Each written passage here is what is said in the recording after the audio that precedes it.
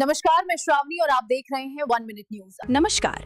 राष्ट्रीय सुरक्षा से जुड़ी एक बेहद अहम खबर। राजस्थान में इंटेलिजेंस एजेंसियों ने बड़ी कार्रवाई की है।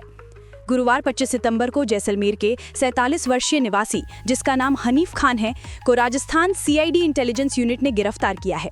जैसलमेर के बासनपीर झूणी इलाके के रहने वाले खान पर पाकिस्तान की खुफिया एजेंसी आईएसआई के लिए जासूसी करने का गंभीर आरोप है। हनीफ खान अपनी सीमावर्ती इलाकों तक आसान पहुंच का फायदा उठाकर भारतीय सेना की गतिविधियों और मोहनगढ़ और घाड़साना जैसे महत्वपूर्ण सैन्य ठिकानों की गोपनीय जानकारी पाकिस्तानी हैंडलर्स को भेज रहा था। सबसे चौंकाने वाली बात यह है कि उसने हाल ही में हुए संवेदनशील सैन्य अभ्यास ऑपरेशन सिंदूर से जुड़ी जानकारियां भी लीक की। जासूसी का मकसद सिर्फ पैसा। जांच में पता चला है कि खान आईएसआई से पैसों के बदले ये गद्दारी कर रहा था।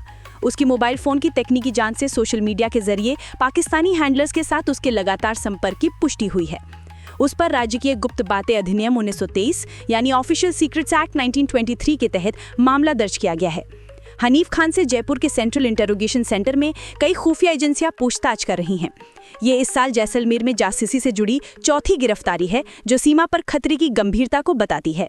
अब तक आपने देखा 1 मिनट का संक्षिप्त सारांश। विस्तृत जानकारी के लिए कृपया ये रिपोर्ट आगे देखते रहें। राजस्थान के जैसलमेर में हनीफ खान के हालिया गिरफ्तारी सिर्फ एक घटना नहीं है, बल्कि ये भारत की पश्चिमी सीमा पर चल रहे निरंतर और कम तीव्रता वाले जासूसी युद्ध की एक कठोर याद दिलाती है। बासनपीर जूणी के रहने वाले 47 वर्षीय हनीफ खान को राजस्थान पुलिस की सीआईडी इंटेलिजेंस यूनिट ने गुरुवार 25 सितंबर 2025 को औपचारिक रूप से गिरफ्तार किया। इस कहानी की पृष्ठभूमि एक गहरी गुप्त रणनीति की ओर इशारा करती है। सीमावर्ती क्षेत्र का स्थानीय निवासी होने के कारण खान को एक अंतर्निहित लाभ था। मोहनगढ़ और घाड़साना जैसे उन क्षेत्रों तक आसान और बिना शक वाली पहुंच, जहां भारतीय सेना अक्सर अपनी गतिविधियां और अभ्यास करती है। आरोप है कि उसने इसी पहुंच का इस्तेमाल संवेदनशील सैन्य जानकारी जुटाने के लिए किया। पिछले 1 वर्ष में जैसलमेर दुर्भाग्यवश ऐसी गतिविधियों का केंद्र बन गया है। ये अकेले 2025 में जिले में जासूसी से संबंधित चौथी बड़ी गिरफ्तारी है। उदाहरण के लिए कुछ महीने पहले ही चंदन फील्ड फायरिंग रेंज के पास डीआरडीओ गेस्ट हाउस के एक संविदा प्रबंधक महेंद्र प्रसाद को भी अगस्त में इसी तरह के आरोपों में गिरफ्तार किया गया था।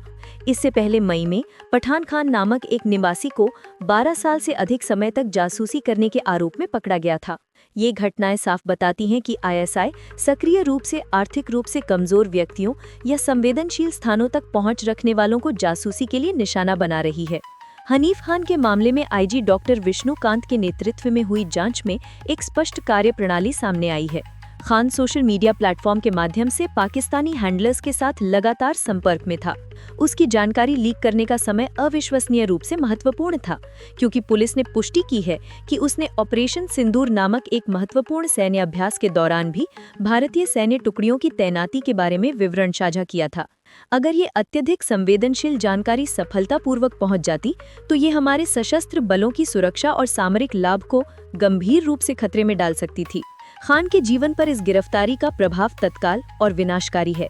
उस पर अब कड़े राजकीय गुप्त बातें अधिनियम 1923 के तहत मामला दर्ज किया गया है, जिसके तहत गंभीर दंड का प्रावधान है। सिर्फ पैसों के लालच में देश से की गई इस गद्दारी ने उसके और बासनपीर जूणी में रहने वाले उसके परिवार के जीवन को हमेशा के लिए बदल दिया है।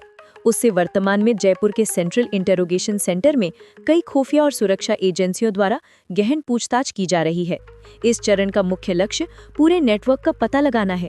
कितनी जानकारी दी गई, उसके हैंडलर्स कौन थे और क्या सीमावर्ती क्षेत्रों में कोई अन्य स्लीपर एजेंट काम कर रहा है। उसके मोबाइल फोन सहित तकनीकी सबूत जब्त कर लिए गए हैं और उसके कार्यों और पाकिस्तान में वो जिस कमांड चेन को रिपोर्ट कर रहा था, उसका और भी अधिक ठोस प्रमाण मिलने की उम्मीद है। ये गिरफ्तारी काउंटर इंटेलिजेंस की एक महत्वपूर्ण सफलता है, लेकिन पूरे नेटवर्क को खत्म करने और उसके द्वारा समझौता की गई महत्वपूर्ण जानकारी को सुरक्षित करने का काम जारी है।